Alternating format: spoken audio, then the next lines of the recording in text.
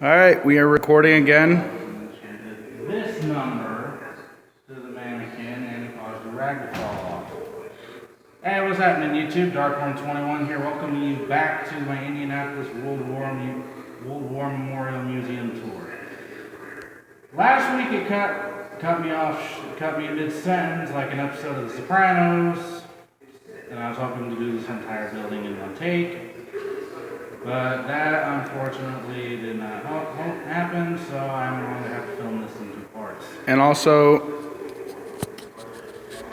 I don't know if you can really see my face too well, but DW132 is back. We're actually only going to be able to record for less than 12 minutes today because We still have both the World Wars to cover. We did not cover. We did cover these. Yeah, we covered all that. And now it's time to go into Prelude to War. We have all of this stuff, just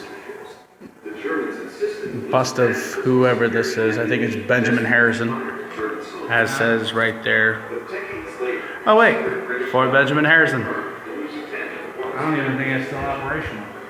Birth of a world power. I don't know USA! USA! USA! Third era, 1914 to 1940, the World War I. The United States becomes a world power. Welcome, my friends, to the supposed war to end all wars. But it was false. And then we redid the Great War. Then we had another battle that caused us to go back into the war, all because Japan decided to be a bunch of dumbasses and Bomb our asses. light up Pearl Harbor, which then threw us immediately into the World War. Yeah. I'm not really going to get all the weapons this time. I might, just because they are pretty awesome to look at. Go for it. War on the air and war at sea. The Germans loved war at sea. Yes, they did, especially with the U-boats. Sabers, bayonets, scabbards, frogs, which is what holds it on your belt. That's what the frog does. You have the Jaeger rifle, all these different rifles. Actually, I think the Jaeger rifle is back that way. 1913 machine gun, bugle, or coach horn, all of that. And here is my favorite machine gun of all time, the Maxim. Also, what would another favorite machine gun of mine actually is the Lewis. Had a high fire rate, but it overheated really quickly. That's why whenever in World War I, they started putting this, which is a water jacket. Pull down the barrel, which is right there. It's actually very small, very thin. But the water jacket was meant to hold a lot of water for them to be able to lift down the barrel quickly. All the German and American stuff. Here is what a World War I soldier would look like in gas mask and gas warfare. World War I was the first war to use much gas, nerve gas. Here's what would be called trench art. Again, I'm going to keep saying this. You can pause it to read.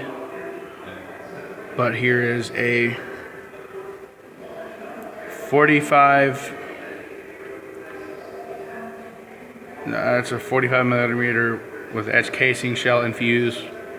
Here's a 75s. And here's the final big one. That jacket actually is pretty cool. Yeah. United States Army overcoat. Load the cannon! Here is what would be called a howitzer. The first howitzer, or one of the first, made in World War I.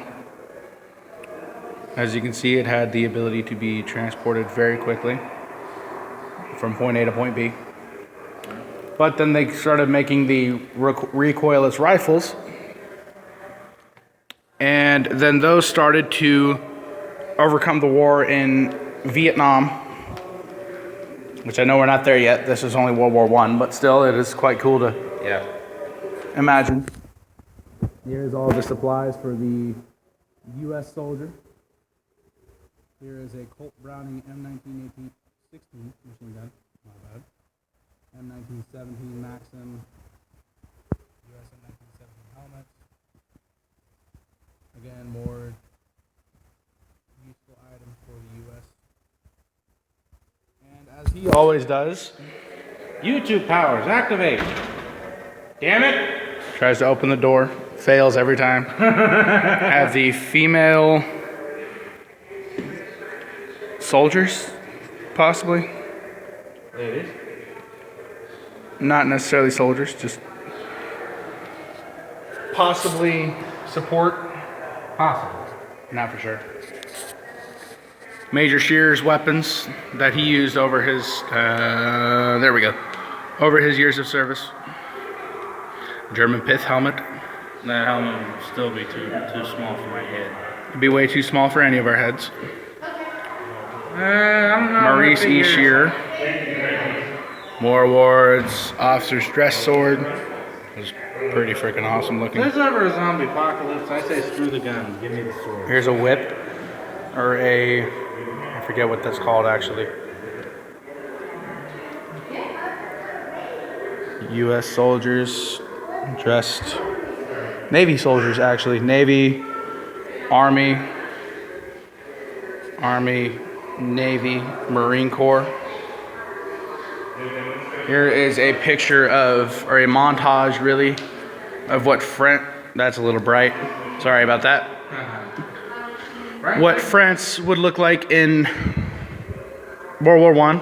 You can see the Eiffel Tower in the background. Yeah, before they became all modern and just kind of bleh. Very depressing. Just like the World Wars. Yeah. And here is an example of my favorite machine gun of World War I being used in combat. As you can see, it has the top drum mag, the wheel on the thing retrofitted. Here's a Maxim. Just imagine holding that and firing it. That'd be huge. It'd be an extreme pain in the ass to fire. Same with the Lewis.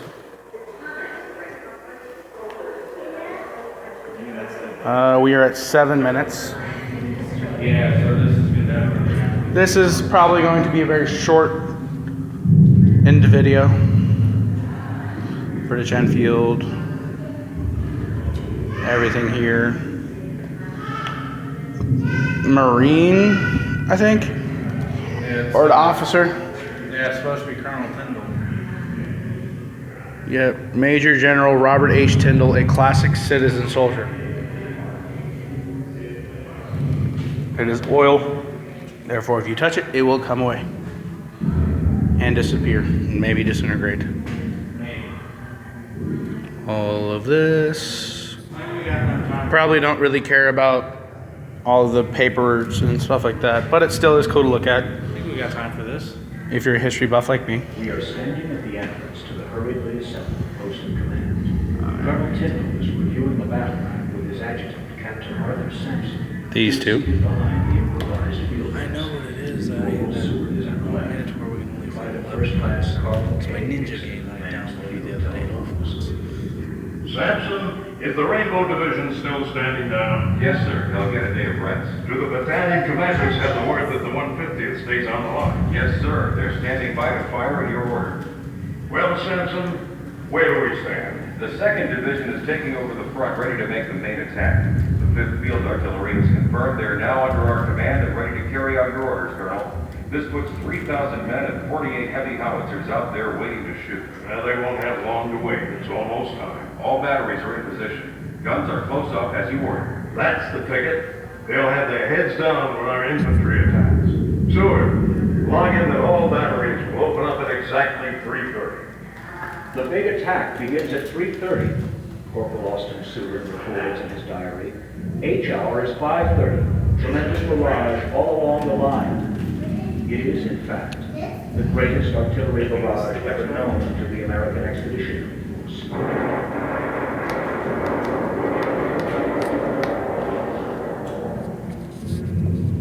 Just 11 days later, at 11 a.m. on the 11th They're still talking. 1918, the war ends.